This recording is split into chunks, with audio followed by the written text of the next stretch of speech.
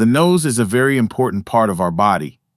It is a filter that prevents harmful things from getting into the body. For the past century, the prevailing belief in Western medicine was that the nose was more or less an ancillary organ. We should breathe out of it if we can, the thinking went, but if not, no problem. That's what the mouth is for. The ability to breathe so efficiently through our noses consciously and unconsciously, fast, slow, and not at all allowed our mammal ancestors to survive, thrive, and adapt to different environments. The ancient skulls were very different from the modern ones. Ancient skulls had large, forward-facing jaws, large sinuses, and large nasal passages, while modern skulls have small jaws, small sinuses, and small nasal passages.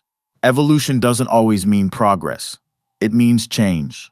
And life can change for better or worse. Today, the human body is changing in ways that are detrimental to our health. Human smaller, vertically positioned nose is less efficient at filtering air, and it exposes us to more airborne pathogens and bacteria.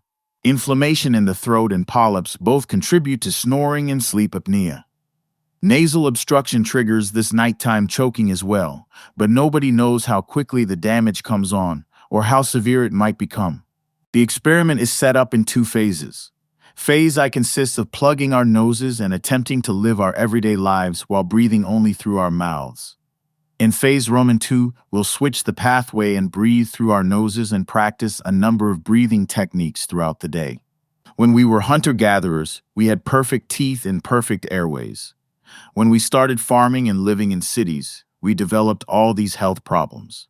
In an experiment, monkeys were forced to mouth breathe for 2 years, and their faces changed to resemble human ones. After unblocking their noses, their faces and airways remodeled back to their natural state. We can learn to breathe normally again, too. After conducting a test with cyclists, scientist Duyao reported that simply training yourself to breathe through your nose could cut total exertion in half and offer huge gains in endurance. The athletes felt invigorated while nasal breathing rather than exhausted. If you breathe through your nose, your throat muscles get stronger and can keep your airway wide open, unlike when you breathe through your mouth. Snoring and sleep apnea are bad for your health. If you have sleep apnea, you may get diabetes, high blood pressure, and cancer. While trying to sleep, James' nasal obstruction caused him to lose a lot of water and oxygen. His body was trying to get oxygen by making him breathe harder, which made his throat muscles tighten and caused him to snore a lot. Dr. Nayak is doing a science experiment to see if breathing through your nose is healthier than breathing through your mouth. His subjects, Olson and James, are made to breathe through their mouths for 10 days to measure their body statistics. They both feel awful. Smell is life's oldest sense. Breathing is so much more than just getting air into our bodies. It's the most intimate connection to our surroundings. The interior of the nose is blanketed with erectile tissue, the same flesh that covers the penis, clitoris, and nipples. The turbinates are 3 bones in your nose. They are covered with erectile tissue that makes mucus. Working together, the different areas of the turbinates will heat, clean, slow, and pressurize air so that the lungs can extract more oxygen with each breath. Inhaling through the right nostril puts you in a more alert and active state, while inhaling the left one has the opposite effect, like a brake. If you breathe through your nose, your sinuses release a huge boost of nitric oxide that increases circulation and delivers oxygen into cells, while boosting immune function, weight, mood, and sexual health. Native Americans believed that the air in their nose was pure and the air in their mouth was poisonous. In the mid-1800s, a man named Catlin went to live with Native Americans. He learned the secrets of nose breathing from them and lived to be 76, double the life expectancy at that time. After 10 days, James' experiment ended, and once he removed the plugs from his nose, it was full of mucus and painful clumps. In short, a mess. After resuming breath through his nose, James regained a healthy blood pressure and a normal heart rate, indicating the real dangers of mouth breathing. Stretching helps your lungs expand. Breathing through your nose all the time helps you hold your breath longer. Tibetans have long known what Western science is now discovering. Aging doesn't have to be a one-way path of decline. The internal organs are malleable, and we can change them at nearly any time, lungs included.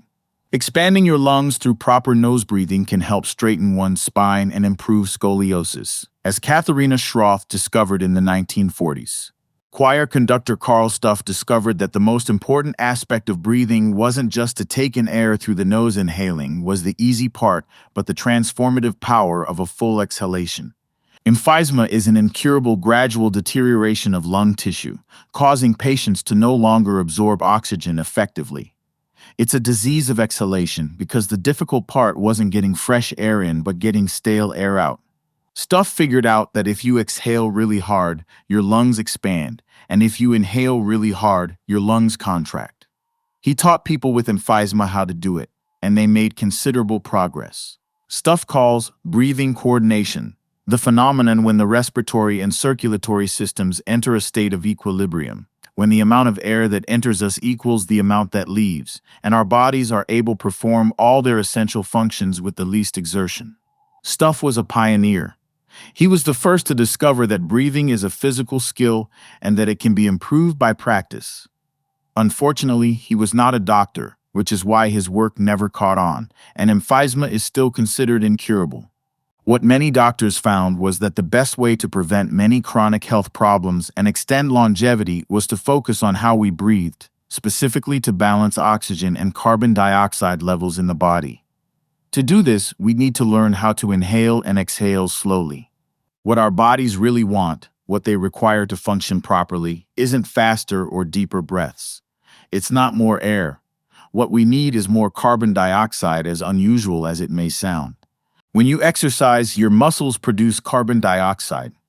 Carbon dioxide is used to separate oxygen from hemoglobin. The more carbon dioxide in your blood, the more oxygen your muscles get. Breathing more oxygen than you need to doesn't make you any healthier and can even make you sick. That's because without carbon dioxide, you will not be using this oxygen but pumping it back out. According to Yandel Henderson, carbon dioxide is the chief hormone of the entire body. It is the only one that is produced by every tissue, and that probably acts on every organ, making it a more fundamental component of living matter than oxygen. If you are breathing quickly, your body is not getting enough of the right kind of air, and your blood is not getting enough of the right kind of oxygen. During meditation, you breathe in and out at a specific rate, and the steady rhythm increases relaxation. Researchers found that the rosary is a good way to breathe slowly, because it has a rhythm of 5.5 breaths per minute. In this way, prayer effectively does heal. To be clear, breathing less is not the same as breathing slowly. The key to optimum breathing and all the benefits that come with it is to practice breathing in a smaller volume. Breathing just 20% or even 10% more than the body's needs could overwork our systems. Eventually, they'd weaken and falter. Was breathing too much making people sick and keeping them that way? Overbreathing can have other damaging effects on the body besides limiting lung function. By decreasing the amount of carbon monoxide in the blood, it makes the blood more alkaline, which kidneys have to work extra hard to fix, depleting essential minerals, which in turn weakens bones. When people hyperventilate, there is something very strange happening.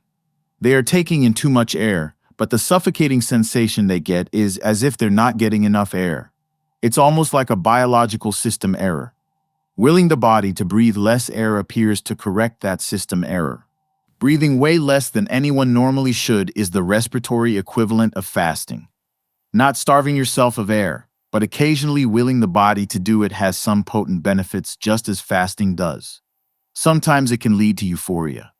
Hyperventilation works not with full lungs, but with low volumes of breath intake. It helps train the body to do more with less. But that doesn't mean it's pleasant. If you want to run farther and faster, you should breathe slower. You should challenge yourself, but at the same time don't overdo it to prevent harm. Runner Emil Zatopek would run as fast as he could, holding his breath, and then take a few breaths and run again. Hypoventilation. Despite his critics, his technique won him Olympic medals and earned him the title of Greatest Runner of All Time by Runner's World magazine. Buteyko breathing is an exercise that makes you breathe out more than you breathe in. It makes your body get used to having more carbon dioxide in your blood, so that you'll unconsciously breathe less during resting hours and when workout, thus increasing endurance. Voluntary elimination of deep breathing is especially effective in treating respiratory diseases. It seems to work like a miracle for asthma. In the old days, people ate food that was grown in farms and it was not processed. It had vitamins and minerals. It was fresh. Foods in ancient diets contained much higher amounts of vitamins and minerals than modern diets. However, that didn't explain the deformation of our mouths and airways. In fact, the problem had less to do with what we were eating than how we ate it chewing. Our ancient ancestors chewed for hours a day, every day. And because they chewed so much, their mouths, teeth, throats, and faces grew to be wide and strong and pronounced. Food in industrialized societies was so processed that it hardly required any chewing at all. When industrialization emerged and food started becoming processed, this new diet lacked fiber and the full spectrum of minerals, vitamins, amino acids, and other nutrients. As a result, urban populations would grow sicker and smaller, and the human face began deteriorating. Researchers have suspected that industrialized food was shrinking our mouths and destroying our breathing for as long as we've been eating this way. Modern cultures that still haven't embraced processed foods have little dental disease and practically non-existent respiratory diseases. If you eat soft foods, your tongue gets weaker and can't push your teeth out to where they should be. Your teeth crowd together. Your airway gets smaller. Breathing problems follow. When you bite down on something hard, your body produces stem cells, which build more bone in your face. The more we chew, the more stem cells release, the more bone density and growth will trigger, the younger we'll look and the better we'll breathe. Our noses and mouths are not predetermined at birth, childhood, or even in adulthood. We can reverse the clock on much of the damage that's been done in the past few hundred years by force of will, with nothing more than proper posture and hard chewing. Breathing slowly, less, and exhaling deeply wouldn't really matter unless we were able to get those breaths through our noses, down our throats, and into the lungs. But our caved-in faces and too small mouths had become obstacles to that clear path. According to scientists, the best medicine for these obstructions is preventative, which should focus on expanding our too small mouths that cause sleep problems. In the 1800s, many people were born with a cleft palate. They had trouble eating, speaking, and breathing. A dentist named Norman Kingsley built a device that forced the jaw out to make room in the back of the mouth to open the throat, but it also made the mouth smaller. The way dentists fix crooked teeth is by removing teeth and then stretching the mouth open with a metal device. But that also makes the mouth smaller and makes breathing worse. According to Mike Mew, if you want to improve your airway obstruction, hold your lips together, teeth lightly touching, tongue on the roof of your mouth. Hold your head up perpendicular to your body. While holding this posture, breathe slowly through your nose into your abdomen. The following breathing techniques are more extreme, and pulmonary medicine has many scary names for what they can do to the body and mind. However, when they're practiced willingly, these techniques can unlock the secrets of our biological functions. Breathing is a power switch to a vast network called the autonomic nervous system. Our bodies are built to stay in a state of heightened sympathetic alert only for short bursts and only on occasion, but training them to endure extreme periods of this state can unlock brilliant breathing potential. The vagus nerve is a long nerve that connects to all your internal organs. When you breathe slowly and deeply on purpose, you are giving your vagus nerve a signal to relax and letting yourself access your parasympathetic state. Similarly, if you breathe fast and heavy on purpose, you can flip the vagal response and put yourself into a stress state. This process teaches you to consciously access the autonomic nervous system and turn your system from stressed to relaxed, or from relaxed to stressed at your will. Inner fire meditation is a breathing technique that was invented by a Tibetan Buddhist monk who used it to keep himself warm in a cold cave. It could be a dangerous practice, which is why only advanced monks used it. Tummo is practiced by taking a giant inhale into the abdomen, rolling the air up to the chest, then exhaling like the movement of a wave. When done correctly, it's very intense. For people who've mastered it, like Wim Hof, Tummo heats the body and opens up the brain's pharmacy, flooding the bloodstream with self-produced opioids, dopamine, and serotonin. All that with just a few hundred quick and heavy breaths. Dozens of men, mainly in their 20s, who'd suddenly been diagnosed with arthritis and psoriasis or depression, no longer suffered any symptoms after weeks of practicing Tummel. To practice Wim Hof's breathing method, start by finding a quiet place and lying flat on your back with a pillow under your head. Relax the shoulders, chest, and legs.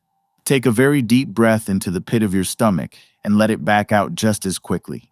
Keep breathing this way for 30 cycles. If possible, breathe through the nose. If the nose feels obstructed, try pursed lips. Each breath should look like a wave, with the inhale inflating the stomach, then the chest. You should exhale all the air out in the same order. Grof's holotropic breathwork technique is essentially extreme Tummel. You lie on a floor in the dark, loud music playing, breathing as quickly as possible for 3 hours. Willingly breathing to the point of exhaustion could place patients in a state of stress, where they could access subconscious and unconscious thoughts. A girl was born with a very rare disease, which destroyed her amygdala. She grew up like a normal person, but she did not have a sense of fear. Researchers tried an experiment where they made the girl breathe in carbon dioxide. It was the first thing to ever make her feel afraid, as she had a panic attack because of it, despite having no amygdala. Thus, the amygdala are not the only alarm circuit of fear. There was another, deeper circuit in our bodies that was generating perhaps a more powerful sense of danger than anything the amygdala alone could muster. The amygdala help humans and other vertebrates remember, make decisions, and process emotions. These nodes are also believed to be the alarm circuit of fear.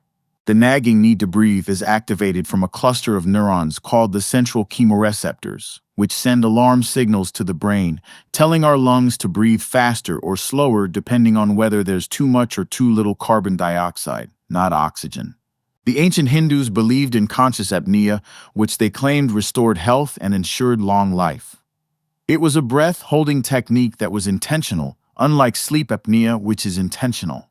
Justin Feinstein became convinced carbon dioxide could not only cause panic and anxiety, but that it might also help cure it. Psychologist Alicia Murid applied it on her patients with positive results. Breathing is more than just ingesting oxygen, expelling carbon dioxide, and coaxing nervous systems. Our breath also contains another invisible energy, more powerful and affecting than any molecule known to Western science. Prana is an ancient theory of atoms. It's life force and vital energy. The more prana something has, the more alive it is. The most powerful technique was to inhale prana, to breathe. The Chinese called their system of conscious breathing Qigong, Kai, breath, and Gong, work, put together breathwork. A Hindu man named Rama, who claimed to have learned advanced meditation techniques from Indian gurus, was invited to a psychiatric clinic in the U.S. He demonstrated slowing and speeding his heart rate at will, and moving blood flow from a part of his body to the other, using prana. Infusing the body with prana is simple. You just breathe. But controlling this energy and directing it took a while, and Rama never elaborated on the methods he'd learned. When you breathe, you are taking in oxygen, a strong electron acceptor. When oxygen combines with your body's molecules, the electrons in them are released and can move around inside you, giving you more energy. Yoga practices were never designed to cure problems. They were created for healthy people to maximize their potential. The breathing techniques may come from different cultures at different times for different reasons, but they all have a joint purpose. They teach us to stretch our lungs, heal our bodies, balance our minds, live longer, and evolve further.